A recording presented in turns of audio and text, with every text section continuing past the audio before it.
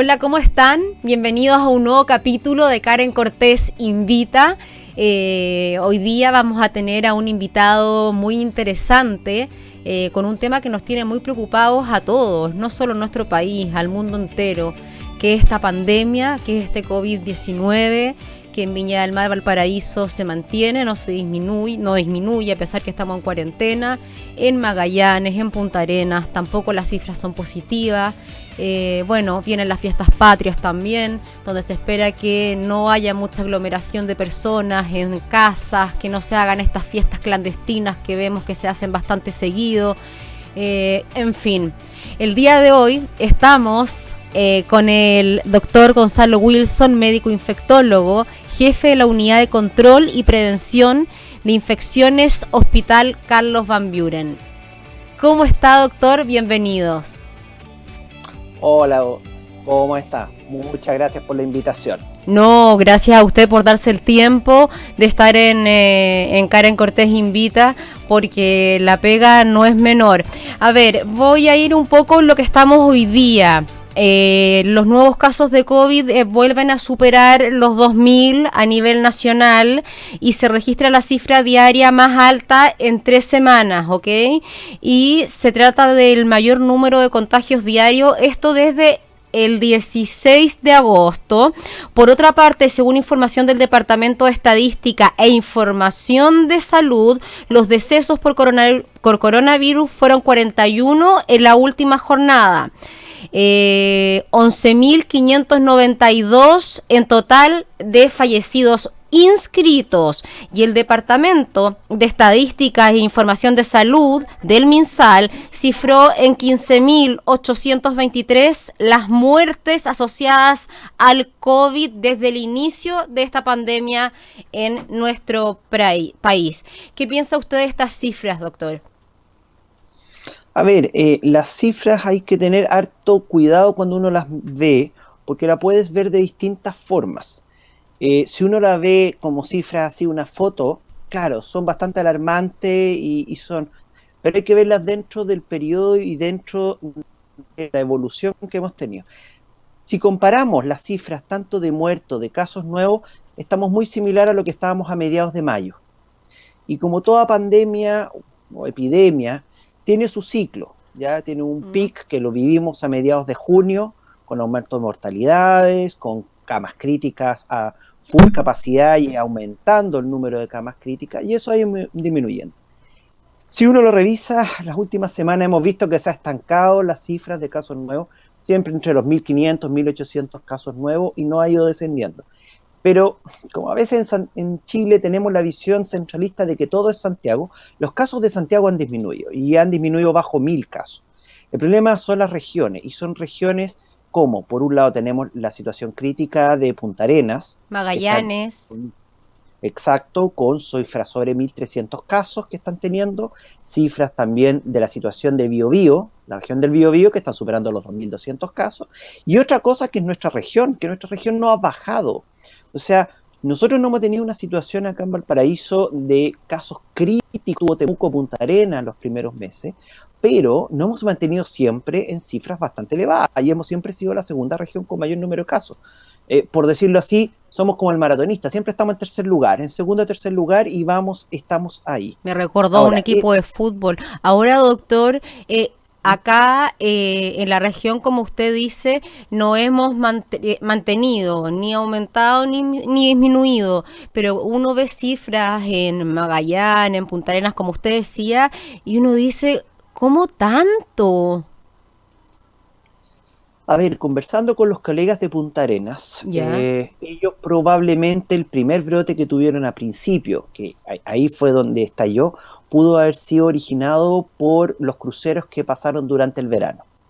Y muchos casos pasaron, por decirlo así, bastante subdiagnosticados como cuadro de resfrío o gripe, porque no se tenían las herramientas diagnósticas ni la expertise para hacer los diagnósticos, y no hubo casos severos. Y después estalló todo esto y tuvieron la situación crítica, antes que Santiago y todo. Eso estamos hablando en abril, cuando veíamos cifras muy bajitas y todo el mundo decía, incluso ahí se comentaba la nueva normalidad y toda esa parte.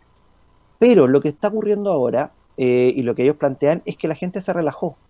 La gente se volvió a juntar, la gente volvió a hacer las cosas como pre-COVID. Total, el problema era Santiago. Hay que considerar que Punta Arenas tiene una visión bien particular de Chile. ¿Ya? Todo el norte no es Punta Arenas, no es Magallanes. Y la gente comenzó a olvidarse de todas esas medidas. Y lo que están sufriendo ellos ahora es que están teniendo un gran aumento de casos. El problema es que ya la red de salud no tenía la capacidad ociosa que tenía ¿No? a principios de año. Ahora están teniendo que trasladar y efectivamente ya no es tan fácil como antes y están teniendo que convertir mayor número de camas en el hospital regional ahí en Magallanes. Entonces la situación es bastante más complicada. Por otro lado, Concepción ha tenido un gran repunte porque la gente volvió a reagruparse en eventos masivos de todo tipo, religiosos, de fiestas y cosas así, porque asumieron de que esto ya había pasado. Entonces se ha ido sumando situaciones. Ahora, cada localidad tiene sus propias dinámicas poblacionales y tiene sus propias características. Tuvimos lo que ocurrió en Antofagasta, en Calama, en que tenemos una población minera migratoria muy grande, y esa misma población minera fue lo que llevó a aumentar los casos en Copiapó y en Coquimbo, porque era donde ellos vivían, en estos Claro. sistemas de rotaciones. Entonces van dando todo este tipo de fenómenos. Pero estamos viendo de que esto es lo mismo que estar navegando en un temporal. En algún momento dado vamos a estar arriba, en otro momento vamos a estar abajo. Pero todavía no ha pasado todo esto y lo estamos viendo con nuestros vecinos, todos los países en Latinoamérica. Ya la OMS está diciendo que Latinoamérica, o las Américas en general, la región de las Américas es la región más afectada por esta pandemia, más que Europa, más que Asia. A lo mejor la India nos superará en un par de semanas más, ¿ya? O ya nos está superando en cifras, ¿ya? Pero la cosa no todavía está muy lejos para verse ¿Qué le superado. parece entonces, doctor, que el gobierno haya retrocedido y anunció que permiso para fiestas patrias no regirá en las comunas con cuarentena? Esta decisión fue informada por las autoridades de gobierno, quienes indicaron que se dio pie atrás a esta medida luego que alcaldes de las comunas con cuarentena pidieran por favor que cambiaran de decisión y que las comunas que están en cuarentena obviamente no pudiesen entrar con este permiso especial, y finalmente el MinSal accedió a eso. ¿Qué le parece? A ver, lo que se está viendo a nivel mundial, tema que está siendo discutido si las cuarentenas son efectivas o no son efectivas. Uno ha visto las protestas en Alemania, está viendo las protestas en Argentina, la gente sirve o no sirve. Lo que en realidad sirve es el distanciamiento social y la disminución de movilidad. Si estamos viéndolo así y estamos por un lado diciendo no, tiene que mantener el distanciamiento, pero yo le doy permiso en cuarentena para que se junten 10 personas. No vamos a tener una policía sanitaria revisando en cada casa si es que hay 10 personas, hay 5 personas, hay 7 personas, hay 20, 30. Entonces es bastante, entre comillas, iluso esperar de que yo les doy permiso, pero ellos van a ser responsables, porque en 2, 3 semanas más, cuando tengamos un rebrote en octubre, vamos a estar diciendo por qué lo hicimos. Ahora, es verdad que el gobierno tiene que tener presiones por muchos lados. Hay presiones de todas las entidades comerciales, gastronómicas, que quieren, también ellos se ven afectados. Hay presiones sociales. Algo comentábamos, el tema de salud mental. Sí. Llevamos una población encerrada 3, 4 meses y eso tiene un costo, no solamente económico, sino que en salud mental. Entonces, eso es bastante complejo y bastante O difícil. sea, ¿usted Y cree como que nosotros que estamos en cuarentena, por ejemplo, que no puedan acudir a este permiso especial, nos suma mucho? O sea, que nosotros, si nos teníamos ese permiso especial de irnos a juntar, creo que es mucho más riesgoso, mucho más riesgoso. La gente tiene que entender y tener la responsabilidad personal de asumir de que yo puedo transmitir o yo me puedo infectar, y no es que la otra persona sea mala que me quiera infectar. Esto no es una cosa de eso, pero no, esto es una cosa que no podemos ver ni podemos saber. Ahora, es también sabido, y ya con el conocimiento que hemos ido adquiriendo en estos meses, en que se han ido aclarando muchas dudas y cosas así, sabemos de que la transmisibilidad del virus es mayor las primeras 48 horas de asintomático. O sea, yo comienzo mis síntomas, pero yo fui más infectante las 48 horas previas que ahora que comencé con los síntomas. y en los siguientes 5 o 7 días mi capacidad de infección, de infectar al resto, va a ir ¿Y disminuyendo. cómo yo sé si tuve estos, pero fui asintomático? ¿Hay alguna manera de comprobarlo? ¿De saber? Bueno, bueno, ahí está el tema de los famosos test rápidos, que en algún momento dado el ministro Mañalich le dio como bastante ínfula. En realidad lo que sirve es medir si yo formé anticuerpos contra este virus. Y yo formo anticuerpos si es que acaso tuve contacto con ese virus. Y eso uno lo puede medir, que son estos ¿Mm? test rápidos con una gota de sangre del dedo, o lo puedo tomar de una muestra de sangre venosa y cuantificarlo. Ahora, los estudios que hizo la Universidad del Desarrollo en Santiago y lo que se ha estado viendo también en España, en Suecia, cuando se hablaba de esta inmunidad de rebaño poblacional, en que yo iba a dejar que la población se infectara y eso iba a proteger al resto, porque iban a tener anticuerpos, e impedir que el virus circulara, se demostró que no es mayor del 2 al 3%. Ya, ¿Por qué? pero existe un examen que yo puedo saber si lo tuve, pero Exacto. no se Ahora, expuso, ¿no? Ahora, hay que ser bien claro y aclarar, porque de repente se producen confusiones cuando uno habla en ciertos términos. ¿Mm? Cuando notifica el ministerio de que tiene un 30% de los exámenes diarios fueron asintomáticos, no está diciendo de que esa persona no va a desarrollar la enfermedad, sino que simplemente la pesquisa activa que se denomina ahora, en que yo voy a hacerle el examen a la gente que estuvo en contacto de un caso positivo y salieron positivos, yo no sé si en las siguientes 48, 72 horas o los siguientes días esa persona va a desarrollar la enfermedad.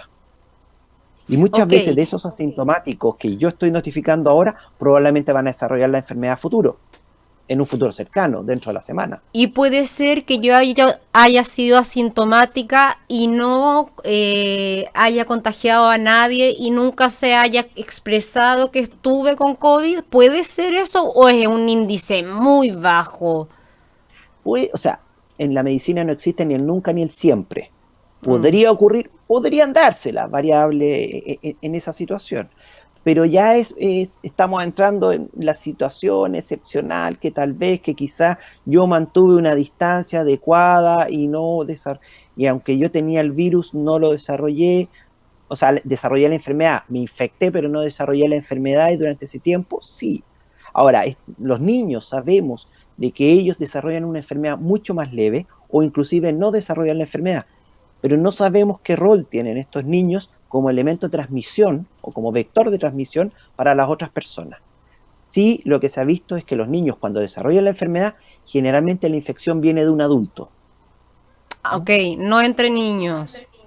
no en tanto entre niños. Y eso es uno de los argumentos que han planteado, por ejemplo, los europeos para reiniciar las clases en que dicen, mire, en realidad los niños no desarrollan una enfermedad tan grave, no son, o sea, no superan más allá del 10-15% de todos los Sí, pero infectados. esos niños tienen papás, abuelos, Esa es que tíos. ahí, bueno, es que ahí viene que no tenemos claro si es que esos niños lo pudieron transmitir o no, porque son situaciones poblacionales y de dinámica que no Sí. lo tenemos tan claro. Ahora, en Chile, en que los niños los alcanzaron a ir 2, 3 semanas a clase y Dos. rápidamente los dejamos separados, por eso los sacamos, ¿ya? No sabemos qué impacto pudo haber tenido. Ahora, lo que estamos viendo es que con esa medida, este año no hemos visto influenza, no hemos visto virus respiratorio sincicial, no hemos visto una serie de infecciones Y eso, respiratorias. yo el otro día conversaba que también estamos en el momento peak de eso. O sea, puede ser que yo no tenga COVID, pero esté con influenza, esté con algún tipo de enfermedad respiratoria, porque esta es la época. Entonces, como que se junta. O sea, por decirlo así, ya pasó. Generalmente influenza era abril, mayo, y no lo tuvimos. Han habido años en que apareció en forma más tardía. Hace un par de años atrás, Pero cuando hemos ahora ya volvido. fue. Pero eso ya pasó, BRS también, no lo hemos tenido, ya no apareció, pero no hemos tenido la fuerza que han sido años anteriores, con brotes mucho más elevados. Sí, que uno ve los consultorios, los hospitales, pero repleto, repleto, y los niños con todos, con todos. Ahora, lo que se está viendo, y eso también lo menciona el ministerio, y algo que se ha estado describiendo en Europa, por ejemplo, ¿Mm? es lo que se llama la segunda ola, que son las patologías no COVID, que no han sido controladas en todo este tiempo o que se han dejado los tratamientos en forma crónica como piloto automático y que están llegando descompensadas y que están atochando. Y eso, por ejemplo, si uno revisa los datos que entrega el mismo ministerio, de las camas críticas que están disponibles en este momento, va a ver que sobre el 50% de las camas críticas ocupadas en Chile en este momento son no COVID. Entonces, ¿qué es lo que nos está diciendo? O sea, los pacientes, no estamos reiniciando tantas cirugías para decir, no, es que son pacientes postoperados, que están graves. No, estamos recibiendo esta segunda ola de patologías que están descompensándose y como ya no tenemos tanto COVID grave, se nos están llenando, digamos, por estos otros tipos de pacientes. Entonces, pero estos son pacientes que tienen patologías crónicas, infartos, diverso, pancreatitis, que están haciendo peritonitis, que están haciendo infecciones o shock séptico. Ahora, graves, doctor, estaba leyendo el textual, comilla, el coronavirus es como el humo del cigarro, se queda en el aire. La lucha de un grupo de científicos por convencer a la Organización Mundial de la Salud que dicen que no los escucha. El pasado 7 de abril, un grupo de 239 científicos de todo el mundo le enviaron una carta a la Organización Mundial de la Salud para que el organismo admitiera que el coronavirus se puede transmitir por el aire, una vía de contagio que el ente global desde entonces ha puesto en duda. ¿Cree usted en el resultado de este estudio? A ver, ha sido una área bien polémica desde el inicio. Esto se transmite por gotitas, por aire, ¿en qué forma? Hay evidencia fuerte para plantearlo en una forma como más aterrizada, así. Por un lado, 270 científicos en todo el mundo es un número bastante bajo. O sea, hay muchos más científicos que 270. ¿Ya? Sí. Segundo, los trabajos que se estaban viendo sobre la transmisibilidad, el virus necesita de cierta humedad para sobrevivir y por eso hablamos de que es transmitido por gotitas. Ahora, ¿cuánto tiempo puede sobrevivir y ser infectante en el aire? Esa es la pregunta. ¿Qué es lo que nos dice con evidencia indirecta? O sea, el número de infecciones. Si fuese por el aire, todos nosotros, el personal sanitario que estamos atendiendo... ¿Pero estaríamos todos contagiados? Nosotros habríamos muerto en la primera ola. Por eso, habríamos caído, por decirlo así. Claro. Y eso no ha sido tan relevante. Ahora, los estudios que ellos hablan es de que yo... con modelos de dinámica de fluido y cosas así, una persona que yo recupero en el aire material genético del virus. Pero aquí viene la diferencia semántica. Lo que yo aíslo es este RNA o material genético del virus, pero no es virus viable. Y apareció un trabajo que fue bastante polémico hace un par de semanas atrás, que hablaba que habían identificado en 2 pacientes que ese virus había sobrevivido más de 2 días. 2 pacientes, es como una golondrina, me dice que es primavera. Entonces hay que tener cuidado porque los medios difunden en forma muy rápida este tipo de noticias, pero en realidad uno cuando empieza a escarbar y a revisar bien los trabajos, son como bien cuestionables. Es como toda la historia que ocurrió con la hidroxicloroquina en su momento, o con una serie de fármacos. Que mucha gente sigue consumiendo, doctor. Claro, y la hidroxicloroquina es un fármaco bastante importante para pacientes reumatológicos, con artritis reumatoidea, y se quedaron sin fármaco, porque la gente empezó a tomarlo. Entonces, ahora han surgido también cosas que han resultado bastante buenas y cosas muy simples, ¿ya?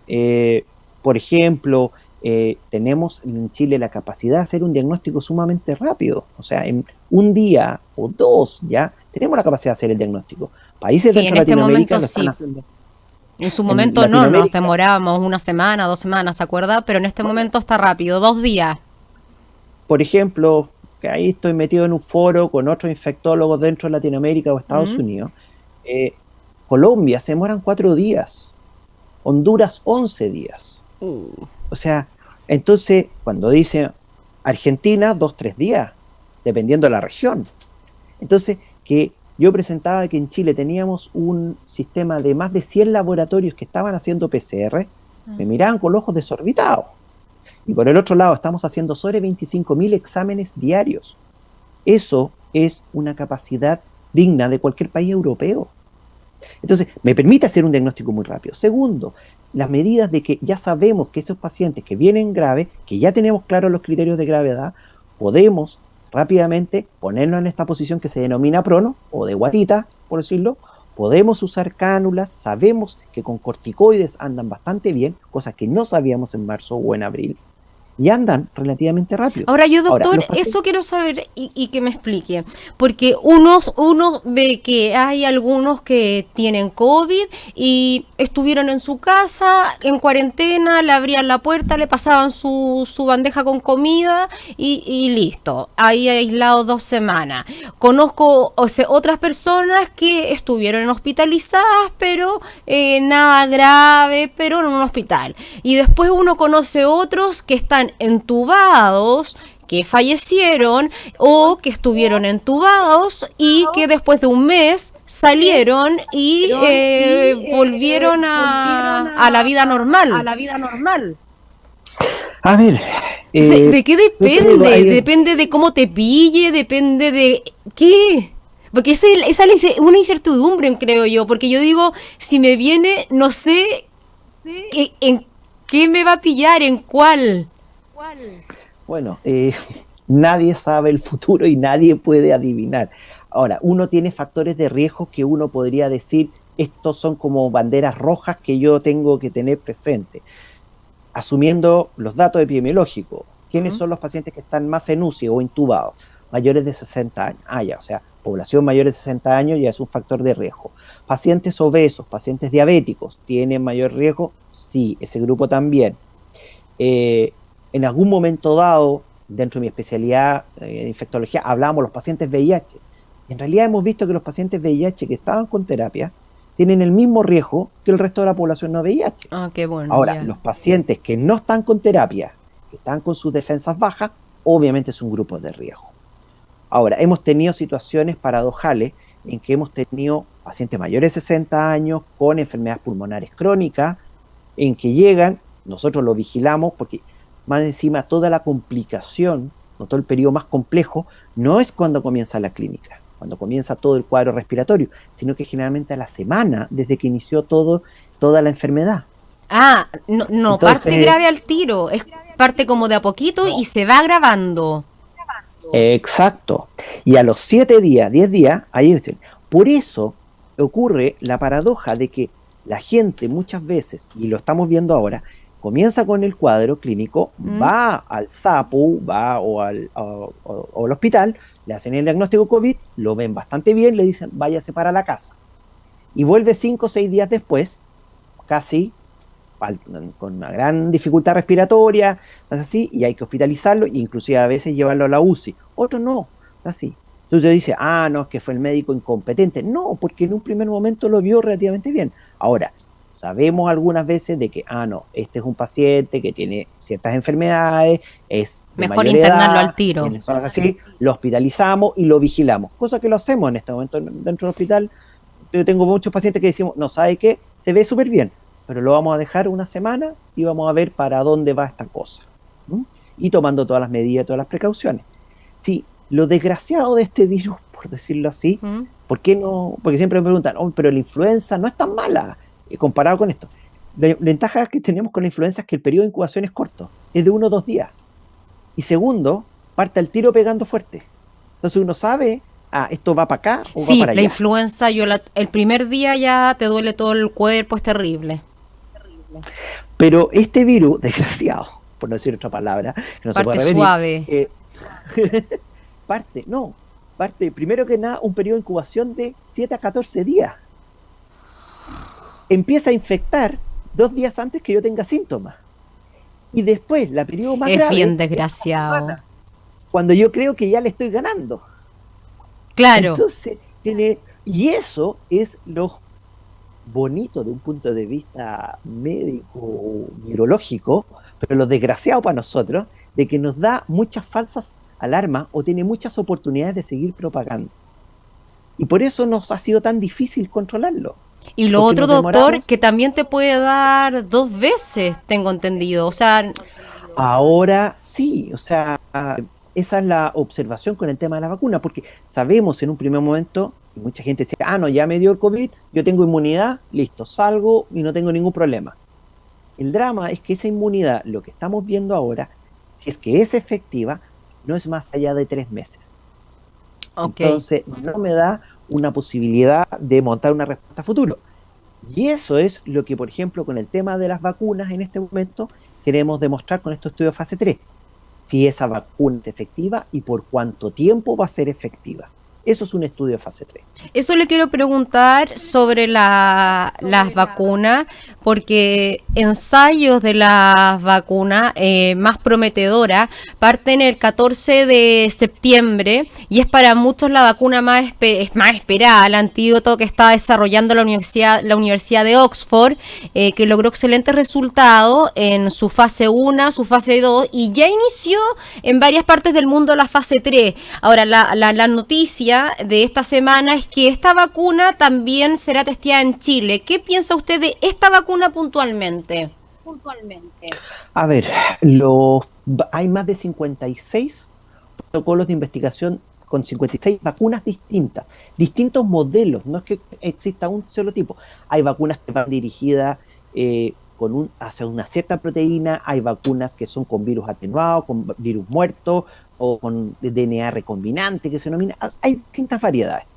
Ahora, esta vacuna de Oxford tiene una metodología un poquito distinta y lo que demostró en los estudios de fase 1 y fase 2 es que el concepto de usar este tipo de vacuna, que es un modelo un poco diferente a otras vacunas, lograba montar respuesta. Eso es lo que se llama fase 1. Fase 2 es que yo lo aplico en ciertos voluntarios sanos para ver que no haga reacciones adversas, o sea, es segura. Y después viene la de fase 3 en que yo voy a demostrar en el tiempo si es que esa vacuna logra montar respuesta en los niveles adecuados y yo logro demostrar en una población de riesgo que disminuye el riesgo de desarrollar la enfermedad. Ahora, la de Oxford, aquí hay que ver que hay temas hasta políticos, de marketing, cuál es la mejor vacuna. Tenemos a Putin que dice que su vacuna rusa era fantástica, que la iba a tener. También hay temas de laboratorios, ¿o no? Pero obvio, la industria está detrás. Las universidades ponen el conocimiento, el knowledge, pero la capacidad de producción lo va a poner la industria. Y lo va a poner a producir. Lo que decía Argentina, escuchábamos la otra vez, no, nosotros vamos a producir la de Oxford, fue un acuerdo en que ellos dijeron, nosotros vamos a producir. Ellos no están interviniendo en la investigación, ni siquiera la vacuna está aprobada. Lo que ellos dijeron, un acuerdo es que si usted la aprueba la vacuna, yo puedo partir produciéndola cuando usted ya tenga la licencia de aprobación. Ahora, eso no lo hace Argentina por bicoca, no lo hace por buena voluntad. ¿Por qué? Porque le van a dejar un cierto lote para ellos poder tenerla. Ah, claro. Entonces, hay temas políticos así. La famosa vacuna rusa, tanto habló, ahora están apareciendo los datos de investigación, que al parecer no era tan mala. Ya, pero usted ¿se atrevería a probar esta vacuna? O sea, si viene con todos los antecedentes, con las aprobaciones de fase 1 y fase 2, yo me ofrezco voluntario. En este momento hay un protocolo también andando de una vacuna china que viene aprobado con todo eso y que está auspiciado por el Ministerio de Ciencia y Tecnología, en que la está dirigiendo la Católica y la quieren probar con funcionarios de salud. ¿Ya? Y están buscando a todos los voluntarios para ¿Y esto sería pronto? Está en curso en este momento. Lo que pasa es que todo esto no es una cosa de la noche a mañana, porque son varias dosis, es un seguimiento, hay que hacer todo un testeo para los voluntarios. No es que yo me ofrezco, listo, pongo el hombro, me pinchan y me voy. No, hay que hacer una serie de testeos primero, ver que no tenga inmunidad, porque si una persona tiene inmunidad contra eso, ya no me sirve para la vacuna. No. Porque él ya es inmune. Claro. Tengo que demostrar que no tenga enfermedades ni reacciones adversas a algunos elementos de la vacuna y por lo tanto tengo que testearlo. No llegar y probar la vacuna con cualquier persona, puedes matar a una persona. No. Exacto, y hay temas también de ética en que no tengo que hacerlo en personas que estén en su sano juicio, que sepan y entiendan perfectamente, con firma de consentimientos, con aprobaciones de comité de ética, todo eso. Sí, es una cosa bastante compleja. Ahora, eso, después de pasado ese tiempo, tienen que analizarse todos los datos. Y después de analizados esos datos, ahí presentarlo a las autoridades sanitarias respectivas. En el caso de Estados Unidos, la FDA, por ejemplo, en Europa, la EMA, que es la Agencia Europea de Medicamentos, y ellos autorizar en base a eso a partirla aplicando. Y después salir a marketearla, a ver qué gobierno quiere comprarla o qué agencia quiere comprarla para aplicarla. Claro. Entonces, cuando dicen no, va a estar lista en enero, no, o sea, esto, siendo muy optimista, probablemente va a ser el segundo semestre del próximo año. Y es el tiempo que se demora, porque esto no es Ya, una pero vacuna de doctor, influenza. uno, ya, como nos encontramos hoy, ¿cómo abordar la enfermedad hoy? ¿Seguir abordándola igual? ¿Tiene que haber un cambio? Porque esa es la incertidumbre de decir, chuta, ¿cuándo va a terminar todo esto? Porque cuarentena, ¿cuánto llevamos en Valparaíso, en Viña de cuarentena? ¿3 meses? Ya vamos para los 3 meses. Ya, 3 meses. Se supone que tenemos 2 permisos al mes. Yo en el paso a paso me perdí, en los permisos también, porque 2 permisos a la semana. Porque tanta cuestión uno se pierde. Pero tú sales a la calle una vez al mes y tú ves Avenida España lleno, ves las calles con muchos vehículos. Entonces tú decís, oye, o sea, ¿dónde está la cuarentena? Entonces, yo quiero saber, yo sé que usted no me puede decir cuándo va a finalizar esto, porque ya te hubiese ganado el loto y no estaríamos conversando aquí, pero dime, ¿qué crees que va a pasar? ¿Cuáles son tus expectativas respecto a el hoy para mañana? A ver, si me preguntaban eso en marzo, yo les decía antes de agosto, septiembre, esto no va a pasar. Todo el mundo me miraba así como, no, que Alaraco, no, son 6 meses a lo menos. Cualquier pandemia o epidemia son 6 meses a lo menos. Nosotros, viéndolo en perspectiva, vamos bajando, vamos a tener rebrotes, como lo que está pasando en Punta Arenas, porque son cosas locales de, sí, cuando nosotros localmente acá en Valparaíso vamos a bajar, eh, siendo optimista, probablemente en 2, 3 semanas más.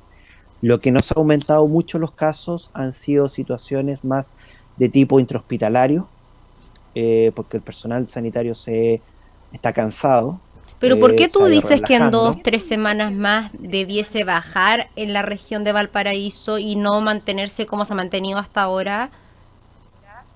porque si uno revisa bien el número de casos, ¿Mm? y aquí uno tiene que sentarse y sacar los papeles y empezar a Lo que tú revisarlo y todo haces. eso, en parte, uno se va dando cuenta de que muchos de los casos no están siendo, o sea, hay mucho que es de la comunidad, pero también hay muchos casos que están siendo dentro de los hospitales, tanto de funcionarios como de pacientes que se han infectado adentro.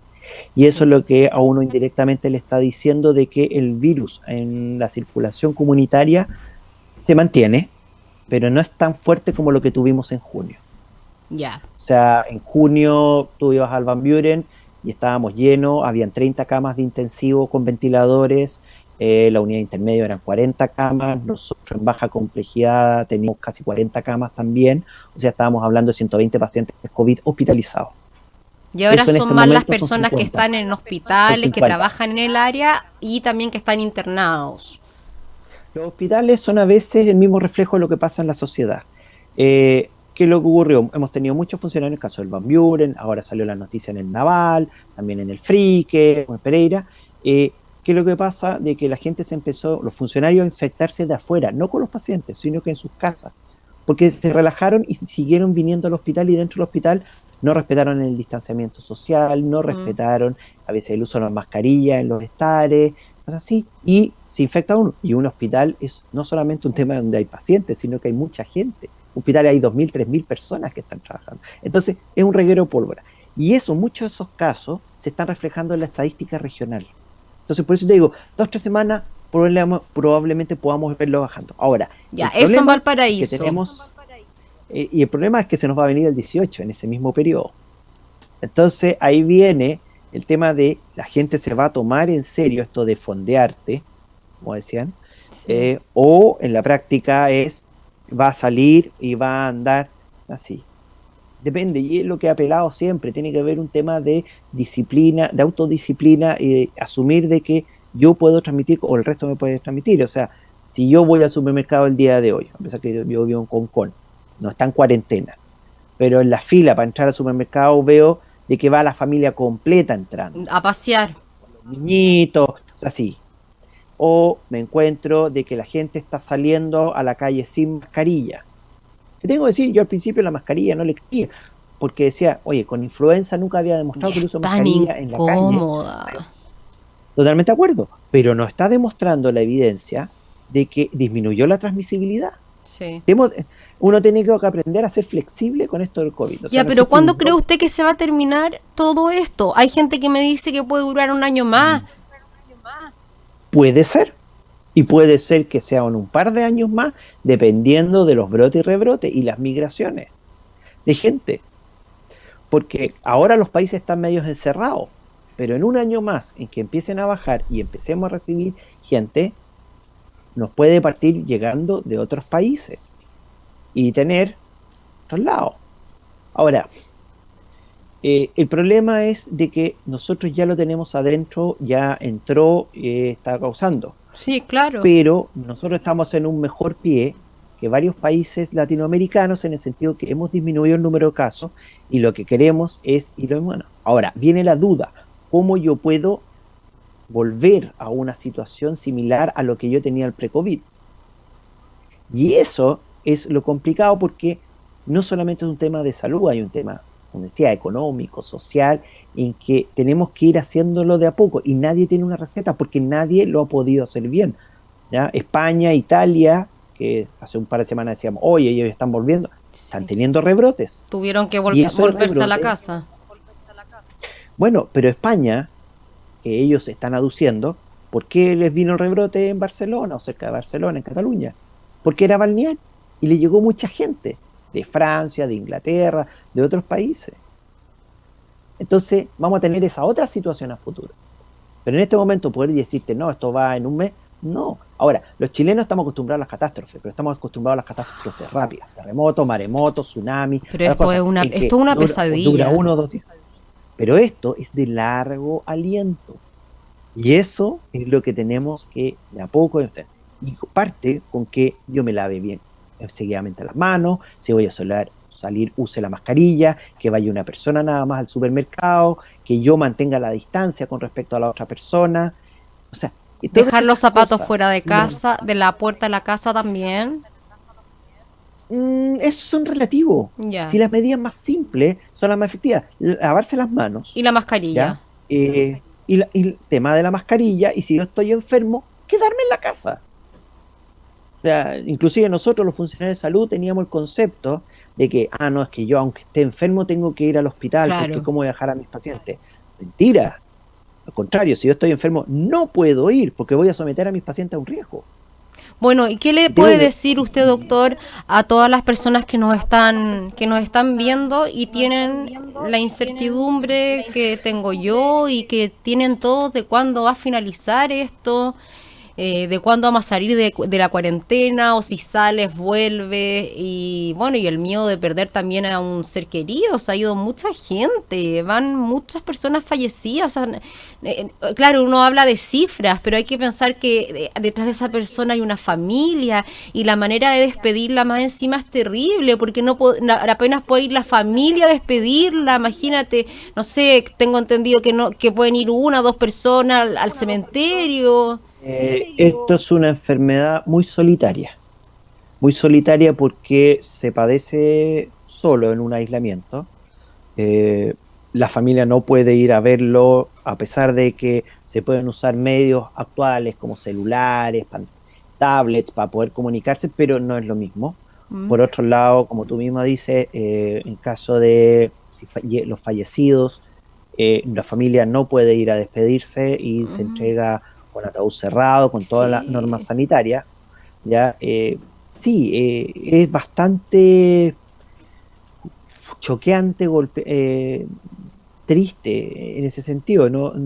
Esto no es una cosa tan light y cuando tú mismo dices, los números, claro, uno se empieza a enfriar un poquito porque Sí, ve sí, números, números, vas perdiendo números, la pero detrás sensibilidad. hay una persona así. Hay una Y eso tiene un gran mamá, impacto. una tía, una abuela. Y uno lo ve. Pero también la gran mayoría de que son los que salen bien, eh, su desenlace es relativamente bueno. Se recuperan y andan bastante bien. Y uno lo puede ver, el 95% de todos los casos chilenos ya están resueltos, están en sus casas, están de alta. Ahora, El problema es ese 5% que está enfermo o que fallecieron. Y los que fallecieron, pucha, se trató de hacer. Ahora, ¿por qué fallecen? O porque llegan tarde, porque pensaron de que no era como una cosa tan grave, o porque no se hizo un diagnóstico oportuno, o porque tenían las comorbilidades y que este fue el último evento que los golpeó y no pudieron aguantar. Ahora, ¿cuánto tiempo va a durar? Quien hable de cifras, de fechas en este momento, se podría dedicar al tarot, porque nadie puede decir, y los modelos epidemiológicos y todo eso, es una cierta forma de yo poder sistematizar alguna probabilidad, pero no son certezas. Esto no es lamentablemente no es una ingeniería, porque tenemos 17 millones de variables que son ¿Usted los como chilenos que andamos calculando. infectólogo pensó en algún momento que íbamos a estar en esta situación? Mira, hace varios años atrás, cuando salió una película que se llamaba Contagio, me acuerdo de haberla ido a ver con mi señora, y yo la gocé, por la especialidad mía. La encontré súper entretenida, y dije, esto es la primera película que yo veo que demuestra cómo sería una pandemia. Y mi señora me decía, ay, pero ¿tú crees que alguna vez vas a ver una cosa así? ¿Quién sabe? Ahora, si uno ve retrospectivamente, es muy fácil ser general después de la batalla, hemos tenido varios avisos. Tuvimos Zika, el chikungunya, el ébola hace un par de años atrás. O sea, tuvimos pero como varios avisos. Ninguno fue tan masivo como este. Porque se dieron, y cuando vienen todos estos brotes, esto es similar a lo que fue la peste negra en la Edad Media. Eso hay que acordarse que duró casi 50 años. No voy a decir de que el COVID va a durar 50 años. Por favor. No. Pero es lo mismo, que afectó a toda la población, que tuvo un gran impacto en lo económico, en lo social, no cosas. Uno va a poder acordarse en 20, 30 años atrás y va a decir, uy, ¿te acuerdas cuando antes del COVID que las cosas se hacían así o asá? Porque van a haber cambios y van a haber montones de cosas. O sea, después de esto nos vamos a hacer los mismos. No, y esto hay que, y siempre lo digo, esto es el equivalente a una guerra mundial. No hay un enemigo, no hay un humano malo al otro lado, pero esto es el equivalente y el impacto económico, social, psicológico es exactamente lo mismo. Y si tú me preguntas así, si yo lo esperaba, no, nunca pensé que iba pero tampoco lo viste imposible. Pero era una espada de Damocles que yo tenía encima. Ahora, doctor, entonces lo que usted podría decirle a la gente es paciencia y cuidarse, porque ¿qué más vale? No se me ocurre qué más puede decirle. O sea, las medidas más simples, que es el autocuidado, es la más efectiva. Y paciencia y flexibilidad. Y no se puede hablar de fechas. Nadie puede hablar de fechas, y aunque salgan ahora las payas con el coronavirus y que a lo mejor en Navidad tengamos un rebrote, o a lo mejor no, a lo mejor rápidamente caiga la siguiente semana. El problema que estamos teniendo es de que acá en la zona hemos tenido muchos episodios distintos que nos han mantenido con cifras bastante elevadas, y que en este momento eso es lo que tenemos que controlar. Ya, pero estamos en septiembre. Ahora, ¿podría ser que en diciembre, a fines de diciembre, esto termine? ¿Podría ser así el cambio tan rápido de septiembre a diciembre? No. Yo no te diría que de aquí a diciembre tengamos una situación de que se haya resuelto, no.